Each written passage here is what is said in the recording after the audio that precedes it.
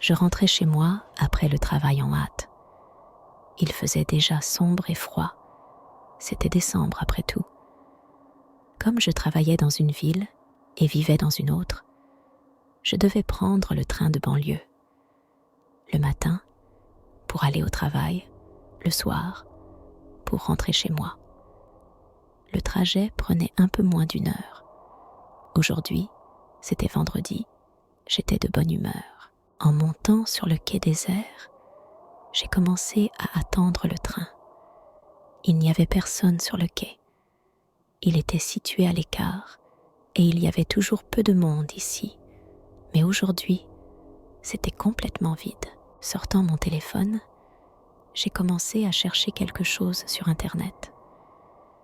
Le train est arrivé silencieusement et j'ai même été agréablement surpris qu'il soit arrivé 5 minutes plus tôt.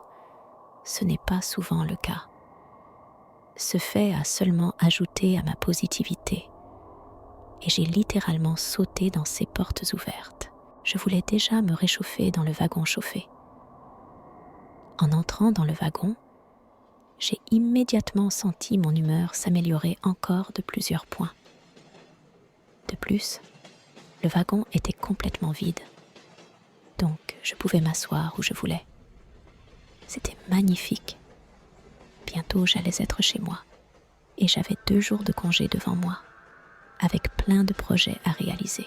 Dès que je me suis installée confortablement, le train a démarré et a commencé à prendre de la vitesse. J'ai essayé de me connecter à Internet, mais à ma grande surprise, la connexion avec le monde extérieur s'est soudainement interrompue sur mon téléphone. Je ne m'attendais vraiment pas à ça de la part de mon téléphone, avec ses 2 cartes SIM. Et les 2 n'étaient pas en réseau. J'ai redémarré mon téléphone. Même chose. Eh bien, peu importe. Ce petit désagrément n'a pas réussi à gâcher mon humeur. J'ai sorti mes écouteurs, allumé un livre audio et, en attendant le contrôleur, je me suis adossée au siège. Dans mes écouteurs, une voix monotone résonnait et je me suis endormie. Quand je me suis réveillée, une pensée m'a traversé l'esprit. Aurais-je manqué ma station ?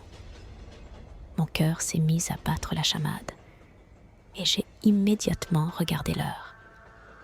Ça fait déjà près d'1 heure que je suis en route. Ma station devrait être là, mais le train continue de filer à toute vitesse. La nuit, la lune et la forêt défilant à l'extérieur. Une forêt infinie de part et d'autre. Et toujours pas âme qui vive dans le wagon. Une sensation étrange s'est emparée de moi. J'ai regardé le panneau électronique avec le défilement des stations, mais il était vide. J'ai de nouveau vérifié mon téléphone, mais toujours pas de réseau. J'ai pensé que je devrais avancer à travers les wagons et demander aux gens quelle était la dernière station. J'ai mis mon téléphone avec mes écouteurs dans ma poche et suis allée dans le prochain wagon. Personne. J'ai continué. J'ai parcouru environ 5 wagons à moitié sombres. Personne. Mon regard est tombé sur le bouton d'appel d'urgence. Je m'approche et appuie.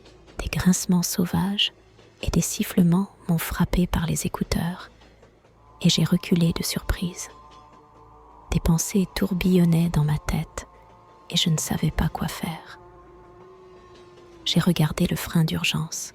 Il était arraché. Ma main droite s'est levée pour me gratter la tête. Et c'est là que je me suis souvenue de ma casquette. Je l'avais laissée sur le siège, dans ce wagon où je suis entrée à la gare. Je me suis précipitée en arrière pour la chercher. En chemin, j'ai remarqué que les freins d'urgence étaient tous déchirés. Cela n'a fait qu'augmenter mon inquiétude. Mais si j'avais su ceux qui m'attendaient sur le chemin de retour vers mon wagon, je ne serais pas retournée en arrière. Mais je ne savais pas. En gros, je traverse 3 wagons en direction de l'arrière. J'entre dans le suivant. Et de l'autre côté, ça entre dans le wagon.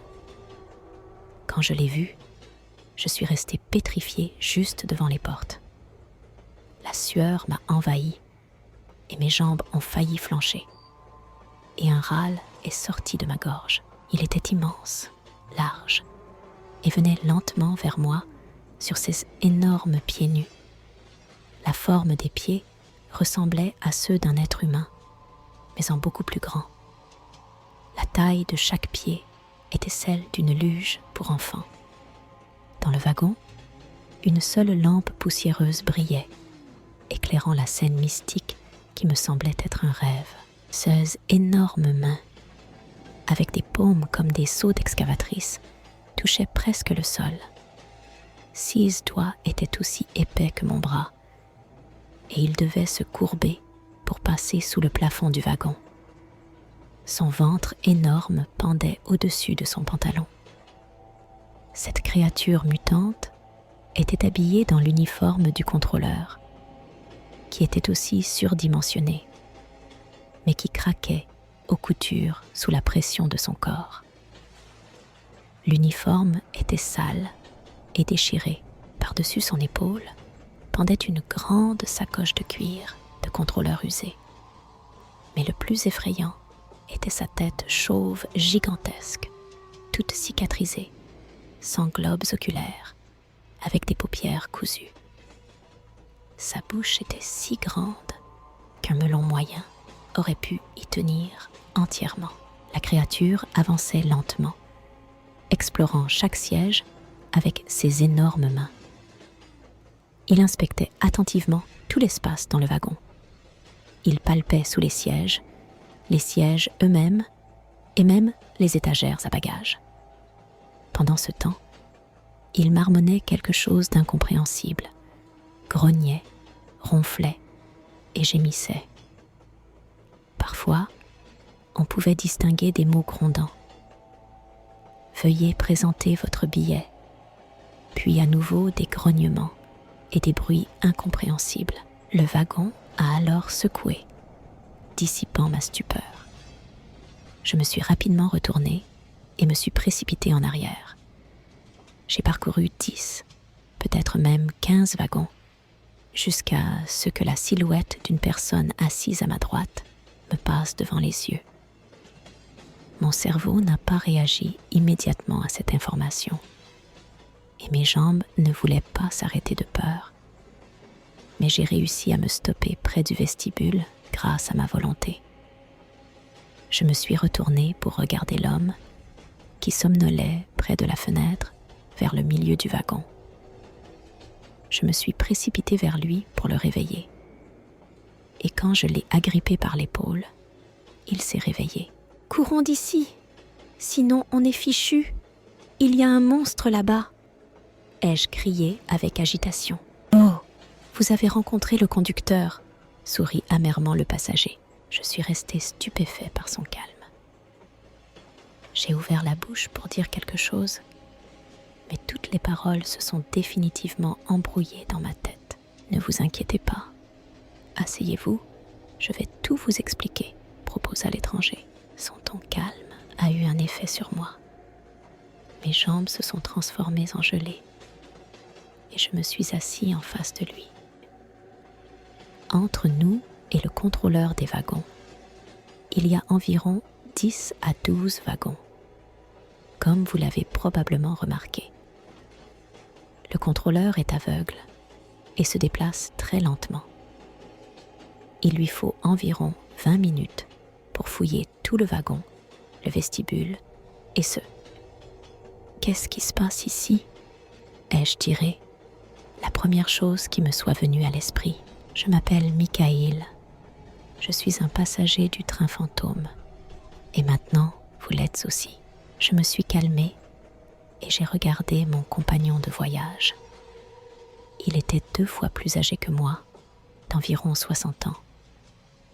Avec un air intelligent, une petite barbe grisonnante, une casquette sombre légèrement froissée sur la tête, et il portait un manteau sombre qui semblait également un peu froissé. Cet électrique est qualifié de fantôme parce qu'elle n'apparaît pas sur les horaires réguliers. Elle ne suit pas les voies habituelles et elle transporte des passagers vers des destinations inconnues. Quant à votre station, nous ne pouvons pas encore le dire avec certitude. Votre station n'existera pas. Ce train se trouve dans une autre dimension par rapport à notre monde, dit Michael avec sympathie et continua. Vous aurez du mal à tout comprendre maintenant, mais je vais essayer d'expliquer. La situation est la suivante. Nous avons atterri dans une dimension parallèle. Ce train s'arrête parfois dans des gares pour prendre des passagers. Mais il prend des passagers de notre dimension pour les emmener dans cette dimension parallèle.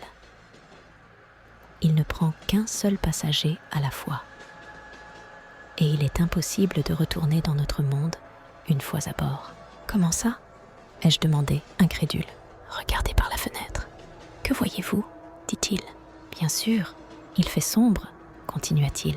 C'est exact, confirma mon interlocuteur. Dans ce monde, c'est toujours la nuit. Et le train file à travers une taïga hivernale infinie. Des arbres de chaque côté. Une mer infinie de conifères. Et le froid. Je voyage depuis plus d'1 mois déjà. Bien que le concept de temps soit très relatif ici. Et rien ne change à l'extérieur. Seules quelques stations apparaissent de temps en temps. Abandonnées, désertes, au milieu de la taïga sans fin. Et après que le train y fait une halte, un nouveau passager apparaît à bord. C'est vous qui êtes monté à la dernière station. Pourquoi n'êtes-vous pas sorti du train à ce moment-là ? Ai-je demandé. Celui qui en sort reste sur une station abandonnée au milieu de la taïga glaciale de ce monde étrange. Et il meurt soit de froid, soit... Là, mon interlocuteur s'est tu. Quoi ? Soit ? Murmurai-je. Savez-vous vu le contrôleur ?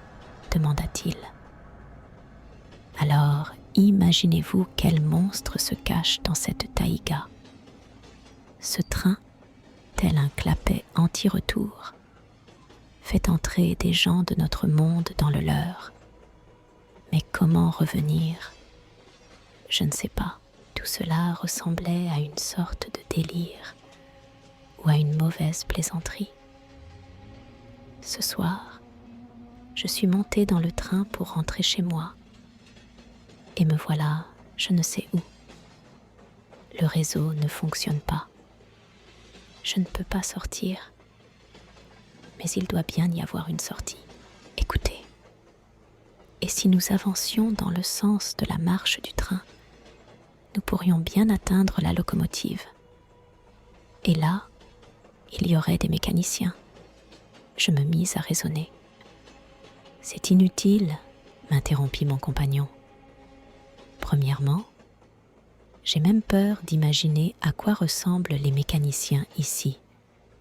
Et deuxièmement, le train est infini. Comment est-ce possible ? Je me demandais. Mais n'oublie pas, mon ami, que nous sommes dans un autre monde. Les lois de notre monde ne s'appliquent pas ici. Je me déplace en avant à travers les wagons depuis plus d'1 mois. Le contrôleur me pousse. En gros, elle n'a pas de début, mais elle se termine juste derrière le contrôleur. Quand il passe dans un autre wagon, celui-ci disparaît instantanément, comme s'il se dissolvait dans l'air. Et qui est ce contrôleur ? Ai-je demandé. Un des habitants de ce monde, a-t-il expliqué. Ce monde est peuplé de mutants, chacun étant adapté à une tâche spécifique. Outre le contrôleur, il y a des ouvriers des routes, des caissiers au guichet des gares et même des forces de l'ordre. Ils sont tous extrêmement agressifs et nous ne sommes que de la nourriture pour eux. J'ai vu le contrôleur manger Herman. Il l'a attrapé avec ses griffes comme un petit pain, a d'abord mordu sa tête, puis a avalé tout Herman sans laisser une seule miette. Rien que d'y penser Mes jambes tremblent encore. Qui est Herman ? Ai-je soupiré. Herman est devenu un passager quelques jours après moi, commença à expliquer Michael. Je compte les jours avec ma montre bracelet, car il n'y a pas de soleil ici. Et puis, Herman a eu l'idée que l'on peut quitter le train en se retrouvant derrière le contrôleur. Et Herman a décidé de se cacher sous un siège, espérant que le contrôleur soit aveugle et ne le trouve pas. Mais le contrôleur l'a trouvé. J'ai essayé de dissuader Herman, se lamentait Michael, mais il ne m'écoutait pas. Et moi, je me tenais dans le vestibule et je regardais. Et quand le contrôleur l'a attrapé, ensuite, ce craquement de crâne. En gros, un spectacle horrible. Après avoir vu ça, j'ai dû courir 20 wagons. Je ne pouvais pas me calmer. J'ai encore des frissons dans le dos. Michael s'est tu, et moi aussi, je ne savais pas quoi dire. J'essayais de construire une image cohérente de ce qui m'arrivait. Mais ce n'était pas facile. Mon cerveau ne pouvait pas concevoir un train infini, ne pouvait pas comprendre comment j'avais été transportée dans un autre monde. Et que faire de tout cela ? Mais n'as-tu pas faim ? Demanda Michael d'une manière paternelle. Sa question m'a arraché au chaos de mes pensées. Et j'ai senti une faim bestiale me saisir. Oui, un peu, ai-je répondu, gênée. Michael a sorti un sac de sport de sous le banc et a commencé à en sortir des paquets. Voici du poulet, du pain, des tomates, des concombres, du soda, énumérait-il. Mais d'où vient toute cette nourriture ? Ai-je demandé, surpris. Vous êtes ici depuis longtemps pourtant. C'est une autre étrangeté de ce train, a-t-il expliqué en déballant la nourriture. En avançant à travers les wagons, nous découvrons dans certains d'entre eux différentes sacoches avec de la nourriture et de l'eau. Elles ressemblent à s'y méprendre à celles qu'un passager aurait oubliées en descendant à sa station. Mais d'où viennent réellement ces sacoches ? Nous ne le savons pas. On dirait que quelqu'un ne veut pas que nous mourions de faim ici. Est-ce qu'il y a d'autres passagers en plus de nous ici ? Ai-je demandé en mâchant du poulet. Oui, John et Sergei. Mais ils sont partis bien en avant. Un jour, John a trouvé une note qui disait qu'il y avait un portail dans le train, par lequel on pouvait retourner dans notre monde. Un passager inconnu expliquait dans la note que ce portail se déplace constamment en avant, à travers les wagons, qu'il est synchronisé d'une manière ou d'une autre avec le contrôleur, et qu'il se trouve toujours en avant de lui d'environ 1000 wagons. C'est pourquoi ils sont partis le chercher. Ils pensent qu'ils trouveront une sortie. Michael racontait en coupant des tomates et du pain. Mais je pense qu'il n'y a pas de portail, donc je ne me presse pas. Dans le ciel, au-delà des fenêtres, la lune immense brillait d'une lueur pâle, illuminant la taïga infinie. Les roues, tels les sabots d'un cheval mythique, frappaient régulièrement la voie ferrée. 2 personnes mangeaient du poulet dans la pénombre d'un wagon vide, d'un étrange train sans début, filant vers une destination inconnue à travers les vastes étendues d'un monde incompréhensible. Il est difficile d'imaginer une image plus mystique, ai-je pensé. Il est temps pour nous de partir, déclara Michael en regardant sa montre. Le contrôleur sera bientôt là. Oui, d'ailleurs, vous ne vous êtes pas présenté, jeune homme. Comment vous appelez-vous ? A-t-il continué. Valentin, ai-je répondu. Enchanté, murmura-t-il en se levant. Allons-y, Valentin. Partons d'ici avant l'arrivée du contrôleur. Michael a pris son sac et nous avons marché à travers les wagons vides, loin du contrôleur. Compte les wagons que nous avons traversés et je ferai de même. Ensuite, nous comparerons, m'a-t-il dit, et j'ai commencé à plier les doigts en passant à travers le prochain wagon. Nous avons traversé 7 wagons, et devant la porte du 8e, Michael s'est soudain arrêté et a levé la main. J'ai compris son geste et me suis figée aussi. Une seconde plus tard, il a pointé du doigt l'espace sombre du wagon devant nous. J'ai regardé de plus près et j'ai vu un homme allongé par terre. Il était entre les rangées de sièges, ses pieds dirigés vers nous, et quelque chose de blanc était serré dans sa main droite.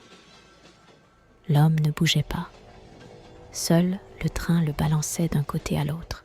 De temps en temps, commença à chuchoter Michael, le train électrique offre aux passagers une voiture surprise. Les surprises peuvent être différentes, mais en règle générale, toujours mortellement dangereuses. Comme si un expérimentateur malveillant menait des expériences dangereuses sur nous. À ces moments-là, il faut être extrêmement prudent. Que devrions-nous faire ? Chuchotai-je. Reste ici. Et moi, je vais jeter un coup d'œil, commanda doucement Michael. Il déposa son sac par terre, écarta lentement les portes du wagon, juste assez pour se faufiler sur le côté. Puis, se déplaçant furtivement, se dirigea vers la silhouette sur le sol. Moi, prêt à lui venir en aide à tout moment, je restais à observer. S'approchant du corps allongé au sol, il se pencha, puis le toucha de sa main et se recula brusquement après une seconde, avant de s'asseoir près du siège. Ensuite, d'un geste, il me fit signe de m'approcher. Je m'approchai prudemment. « C'est Sergueï », dit Michael avec tristesse. « Il est mort. » Il se pencha et retira une feuille de papier de la main de Sergueï. C'était une note de John. « Je n'ai toujours pas compris ce qui s'est passé », écrivait John dans sa note. « Sergueï a dit qu'il voulait aller aux toilettes et est resté dans le vestibule pendant que je suis allée dans le wagon suivant. Je l'ai attendu pendant une dizaine de minutes, puis je suis allée le chercher. Mais il n'était pas là. Je suis retournée en arrière de 3 wagons de plus. Rien. J'ai pensé qu'il avait décidé de revenir vers vous. Alors, je ne l'ai plus cherché. J'ai avancé à la recherche du portail, et après 14 wagons, je le vois sur le sol, mort. Aucun signe de violence. Mais comment a-t-il pu se retrouver devant moi, presque 10 wagons plus loin ? Michael, soyez prudent. Merde. Et maintenant, que faire du cadavre ? Il n'y a nulle part où l'enterrer. Et le laisser ici semble gênant. Peut-être devrions-nous le brûler ? La crémation, c'est comme un enterrement après tout, proposai-je. Et laissons tout le wagon partir en fumée. Qu'avons-nous à perdre ? En aucun cas. Ne pense même pas à mettre le feu à quoi que ce soit, s'inquiéta Michael. Nous avons déjà essayé de brûler le wagon. Nous avons pensé à l'incendier juste devant le contrôleur. Et si le contrôleur brûle dedans, nous arriverons dans notre propre dimension. Mais ça n'a pas marché comme prévu. Dès que nous avons commencé à allumer un feu avec les sièges, un pompier est apparu immédiatement. Il est apparu quelque part dans le vestibule depuis le côté du contrôleur. Un monstre, je te le dis, pas moins effrayant que le contrôleur, mais avec une vision claire et un casque en plus. Et il avait un bidon et un extincteur. Nous avons presque perdu la tête quand nous l'avons vu. Et il a éteint le feu de l'extincteur, le bidon à la main, et il nous a poursuivis. Il rugissait comme un taureau blessé. Il a donné des coups de pied dans les portes entre les wagons pour les ouvrir. Je ne sais pas combien de wagons nous avons couru pour lui échapper. Et quand je me suis effondrée, épuisée, j'ai pensé, c'est la fin pour moi. Mais il a disparu aussi soudainement qu'il est apparu. En résumé, je déconseille fortement de jouer avec le feu ici. Apparemment, il semble qu'on ne puisse pas vraiment expérimenter ici, fis-je remarquer, impressionné par le récit. Et à qui appartient ce bagage ? Dis-je, en pointant du doigt le sac à dos sombre sur le sol, sous l'un des sièges. Je ne sais pas, regardons, proposa Michael. J'ai posé le sac à dos sur le siège, ouvert la fermeture éclair, et nous avons commencé à examiner le contenu. Nous y avons trouvé plusieurs œufs durs, des tranches de saucisson fumé, un peu de pain, quelques pommes et une thermos de thé chaud. Dans la poche intérieure du sac à dos, nous avons trouvé un peu d'argent, environ 20 €, quelques reçus, des clés et un billet pour ce train. Et là, en voyant ce billet, une idée m'est venue. Michael, le contrôleur demande un billet. Mais que dirais-tu si nous essayions de lui présenter ce billet ? Après tout, nous nous retrouverons alors de l'autre côté du contrôleur et pourrons retourner dans notre monde. Eh bien, premièrement, nous n'avons qu'un seul billet, commença à raisonner Michael. Et deuxièmement, c'est dangereux. Et si quelque chose ne plaît pas au contrôleur, il pourrait nous avaler tout entier. Il faudrait d'abord expérimenter avec ce billet, mais à une distance sécuritaire. Et là, nous avons tous les deux regardé le corps de Sergueï.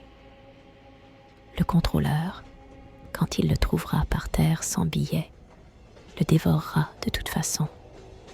Et nous ne pourrons pas le cacher nulle part. Mettons Sergueï sur le siège et glissons ce billet dans sa main. Puis observons ce que fera le contrôleur, proposa Michael. Je hochai silencieusement la tête. Nous avons agi ainsi. Sergueï ressemblait à un passager endormi. Nous l'avons assis près de la fenêtre. Dans sa main droite était glissé le billet trouvé dans le sac à dos. Michael et moi nous sommes retirés vers le début du wagon et avons attendu le contrôleur, passant le temps en discutant. Après un certain temps, nous avons entendu le bruit des portes entre les voitures et avons réalisé que le contrôleur était arrivé dans notre voiture. Être dans le même wagon que lui était très désagréable et un peu effrayant. C'est pourquoi Michael et moi sommes sortis dans le vestibule et avons observé ce qui se passait à travers la vitre des portes fermées. C'était plus calme de cette façon. Nous avons vu le contrôleur se faufiler dans le wagon en murmurant quelque chose d'incompréhensible et commencer à fouiller méticuleusement tout l'espace. Il a passé sa main sur le siège où se trouvait le corps de Sergueï et a trouvé sa main tenant le billet. Il a pris délicatement le billet, puis a sorti un appareil de son sac et a inséré le billet. Une lampe rouge s'est allumée sur l'appareil et un long bruit désagréable s'est fait entendre. Le contrôleur a commencé à crier frénétiquement, a attrapé le pauvre corps et lui a arraché la tête d'un seul coup. J'ai eu envie de vomir, juste sur la vitre, à travers laquelle nous observions. Michael m'a attrapé par la main et m'a éloigné du contrôleur. L'expérience a échoué. L'appareil du contrôleur ne reconnaît pas les billets de notre monde. Nous étions submergés par le désespoir mêlé de déception. De plus, la peur nous poussait à nous éloigner le plus possible du contrôleur. Au début, nous marchions très vite, sans nous soucier des wagons. Mais ensuite, la fatigue a pris le dessus. Nous avons donc fait une pause. Les wagons étaient variés. Certains étaient vieux, sales et rouillés. Ils sentaient mauvais et nous ne voulions pas nous y arrêter. D'autres étaient plutôt neufs et propres. Nous nous sommes installés dans l'un de ceux-ci. « Buvez une tasse de thé », murmura Michael, essoufflé, sortant de son sac le thermos que nous avions trouvé dans le sac à dos et quelques bonbons. Nous avons alors remarqué que le train commençait à ralentir. « Il semble que ce soit une gare », déclara pensivement Mikhaïl en regardant par la fenêtre. « Et peut-être un autre passager aussi. Eh bien, les passagers sont-ils absents à certaines stations ?» Je me suis étonnée. « Non », répondit-il. « Parfois, le train reste assez longtemps à la station, comme s'il attendait sa proie. Mais ce n'est pas toujours qu'il parvient à arracher une autre victime de notre monde. Pendant ce temps, le train est arrivé à la station et s'est finalement arrêté. Les portes se sont ouvertes avec un grincement. Quelque chose d'incompréhensible a sifflé dans les haut-parleurs. La station était un bâtiment à 2 étages, avec des fenêtres sombres et brisées. La plateforme vide de nuit était éclairée par quelques lampadaires faiblement éclairés. Dans le mur du bâtiment, on pouvait voir une seule fenêtre non brisée et grillagée, où une lumière faible brillait faiblement. Et au-dessus d'elle, on pouvait distinguer des lettres effondrées. Il était évident que c'était la billetterie. L'atmosphère de délabrement et de pénombre était vraiment mystique. « Puis-je aller en reconnaissance ?» demandai-je. « D'accord. Mais quand tu entends une voix dans les haut-parleurs, rentre immédiatement dans le wagon. Sinon, tu resteras là pour toujours. » « Et qu'y a-t-il dans le bâtiment ?» Je n'ai pas lâché prise. « Ne t'aventure pas là-bas », a mis en garde Mikhaïl. « Il y a des créatures là-bas dont tu ne seras pas ravi. Au fait, si tu vois quelqu'un dehors, cours de toutes tes forces vers le wagon. Ils ne viennent généralement pas ici. Apparemment, c'est interdit pour eux. Mais s'ils te trouvent dehors, ils te dévoreront. J'ai peur de sortir maintenant. Je ne sors jamais non plus, déclara Mikhaïl. Au-dessus de ce monde étrange planait une nuit glaciale éternelle. Mais j'ai quand même décidé de sortir du wagon, car j'avais un plan. J'ai décidé de me rendre à la billetterie et d'essayer d'acheter un billet. En sortant du wagon, j'ai ressenti un froid vif. Étrangement, il n'y avait nulle part de neige. Je n'avais remarqué cela que maintenant. En regardant autour de moi, j'ai vu de chaque côté, s'enfonçant dans l'obscurité, des forêts et des wagons. Est-ce vraiment sans fin ? Ai-je pensé en avançant lentement vers la billetterie. La fenêtre de la billetterie était floue, mais à travers le verre poussiéreux, on pouvait distinguer la silhouette du caissier. Il était impossible de discerner clairement l'occupant de la billetterie, et je n'en avais pas vraiment envie. En bas de la fenêtre, j'ai vu un plateau rouillé tiré vers l'extérieur. J'ai jeté 1 euro dedans, je l'ai poussé vers la billetterie et j'ai dit « 2 billets » en montrant 2 doigts à la fenêtre, au cas où le caissier ne m'entendrait pas bien. La silhouette dans la fenêtre s'est agitée et soudain le plateau avec l'euro a été poussé en arrière, tandis qu'à travers la fenêtre, on entendait un rugissement indistinct et des jurons. J'ai sursauté de surprise. Mon cœur battait la chamade. J'ai regardé l'embrasure de la porte du bâtiment. J'avais le malaise à l'idée que quelqu'un parmi ses habitants entende le bruit et sorte sur la plateforme. Mais tout s'est bien passé. Avec précaution, j'ai récupéré mes euros dans le plateau, puis j'ai tourné la tête vers le wagon et j'ai vu un mouvement. En m'approchant, j'ai discerné sous le wagon le contour d'une silhouette. En fait, seulement sa partie arrière. À 4 pattes, et en glissant sa tête sous le wagon, il y avait un type énorme en gilet orange sale. À côté de lui se trouvait un marteau et un autre outil sur la plateforme. Sous le wagon, on entendait ces grognements mécontents et des bruits métalliques. Probablement, il réparait une sorte de panne dans la partie inférieure du wagon, probablement le mécanicien local. Et il ne m'a même pas remarqué, ai-je pensé avec horreur. J'ai eu envie de plonger immédiatement dans le wagon avant que le mécanicien ne me repère. Mais alors, j'ai remarqué qu'un badge rouge dépassait de la poche arrière de son pantalon sale.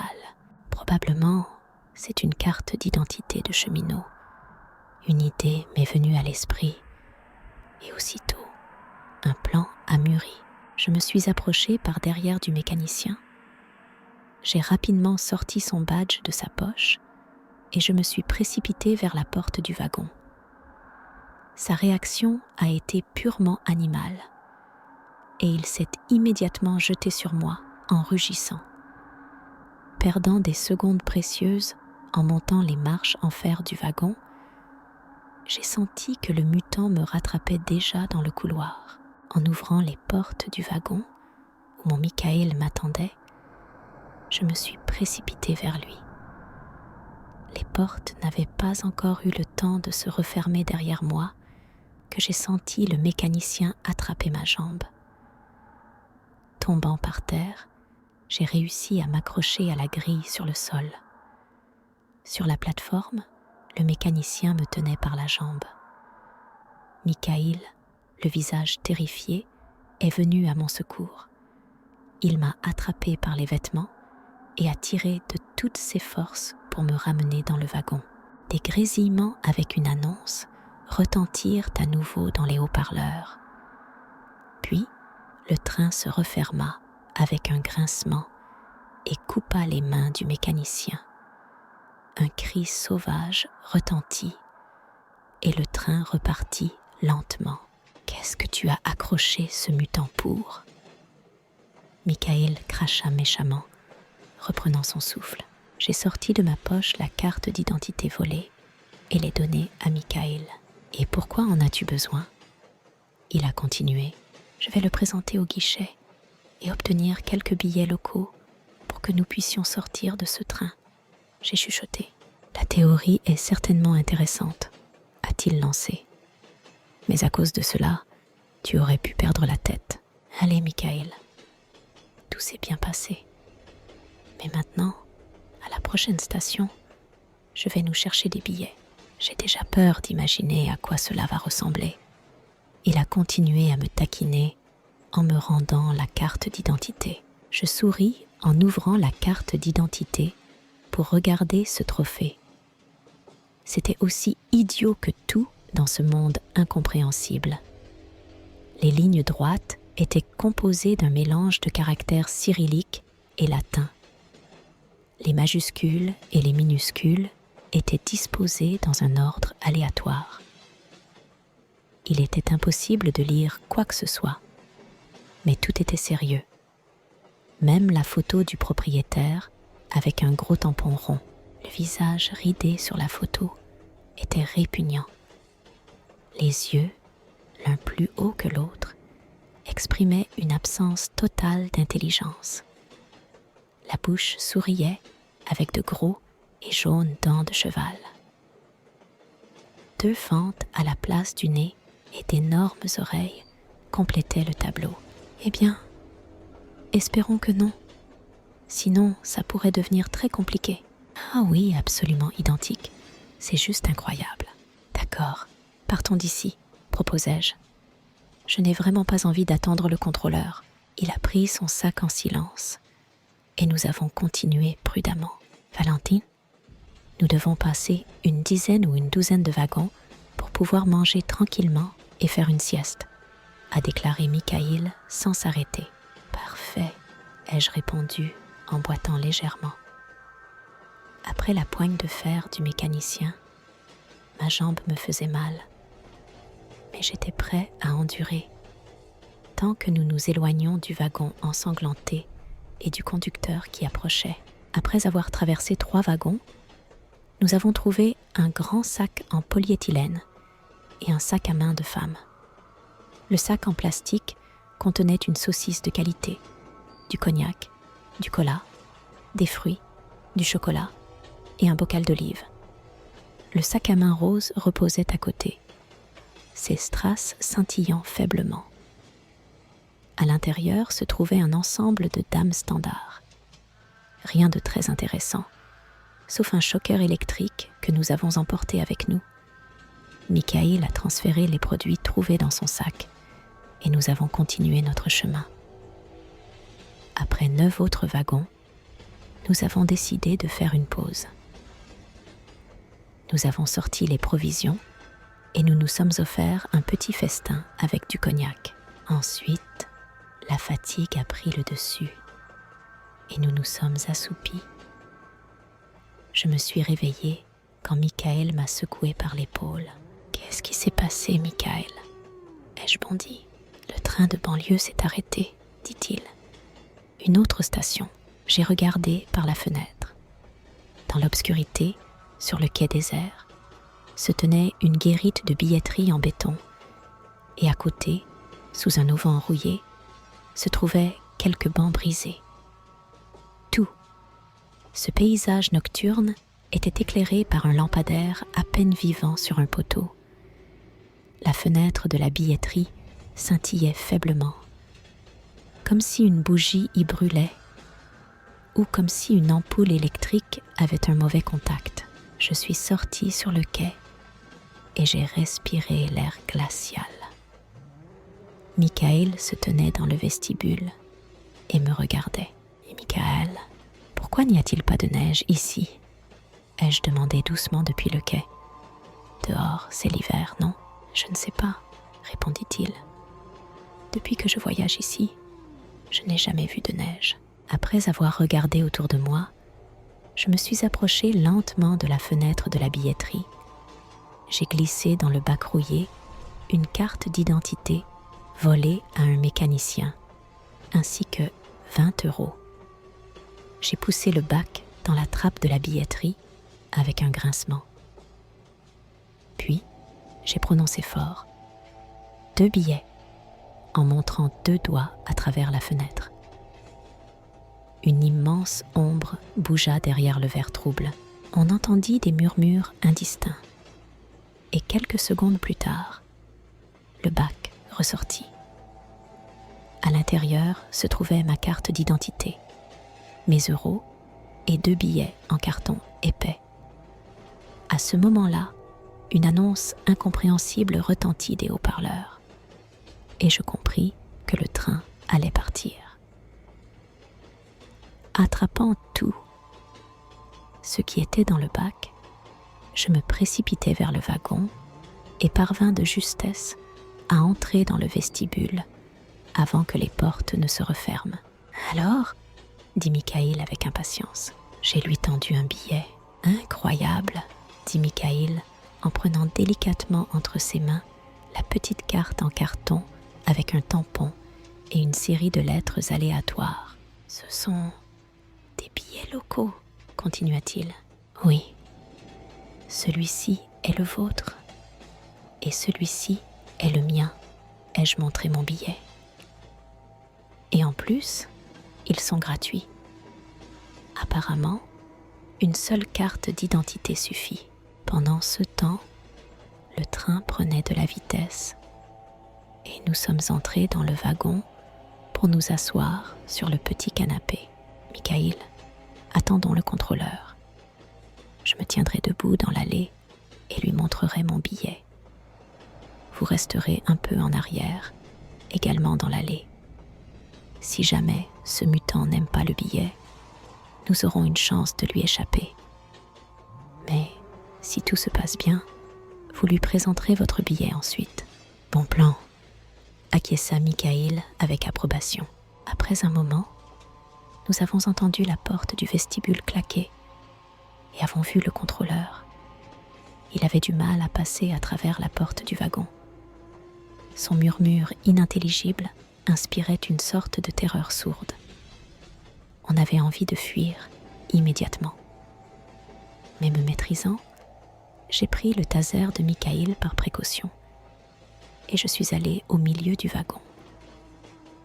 Tenant le billet dans ma main, je me tenais là, prêt à partir en courant au SEAS, où cela tournerait mal.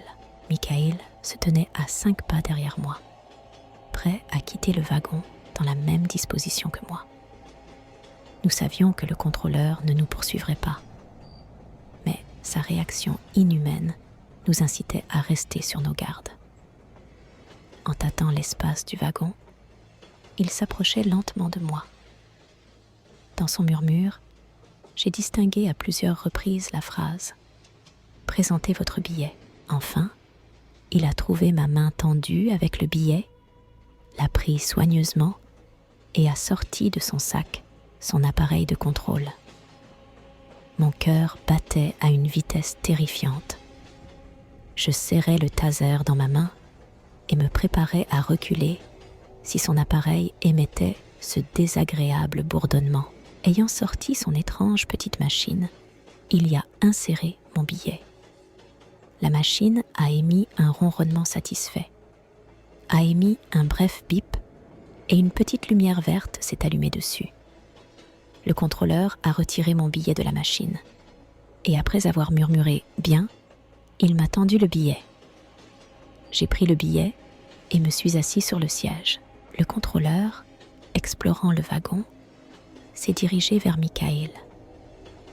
Voyant que les billets étaient en règle, il s'est un peu calmé et s'est également assis sur le petit canapé.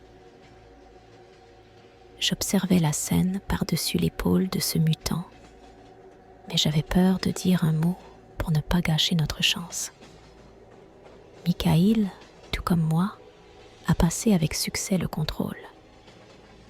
Et le contrôleur s'est ensuite faufilé dans le vestibule, l'explorant avant de passer au wagon suivant. Pendant un moment, Michael et moi sommes restés assis à nos places, perplexes, incapables de comprendre quoi faire ensuite. Notre wagon ne disparaissait nulle part, rien ne changeait. Le train continuait à traverser la nuit de la taïga. Ensuite, Michael s'est levé et est venu vers moi en silence. Il me regardait, et moi je le regardais. « Et maintenant ?» murmurai-je. « Je ne sais pourquoi. »« Je ne sais pas, » répondit-il. « Vérifions le wagon précédent, peut-être qu'il a disparu ?» ai-je proposé. Et nous sommes allés vérifier. Lorsque nous sommes entrés dans le vestibule du wagon voisin, et avons constaté qu'il n'avait pas disparu, nous sommes restés figés de surprise. Il y avait de la lumière dans le wagon, et il y avait des gens à l'intérieur. Une deuxième vague de stupeur nous a submergés, Michael et moi. Nous sommes restés silencieusement dans le vestibule, regardant à travers la vitre de la porte les passagers. Il y en avait peu. Un jeune couple avec une petite fille qui courait dans le wagon, un homme sérieux avec une mallette et deux grands-mères discutant animément. Je ne sais pas combien de temps nous sommes restés ainsi, mais c'est Michael qui a commencé à reprendre ses esprits en premier. « Je ne comprends pas », a-t-il dit lentement. « Sommes-nous revenus ? Et pourquoi notre wagon n'a-t-il pas disparu ?» On pouvait voir qu'il avait plein de questions qui tournaient dans sa tête.